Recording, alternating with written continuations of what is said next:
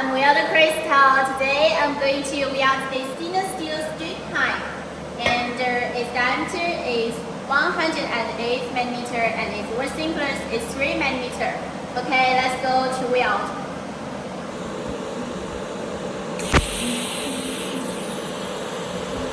I already filled argon gas into the pipe to ensure that the inner wall will not oxidize, and after welding, I will show you the welding effect.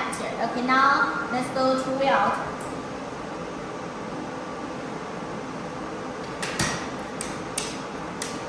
Then we start the machine. It's very easy.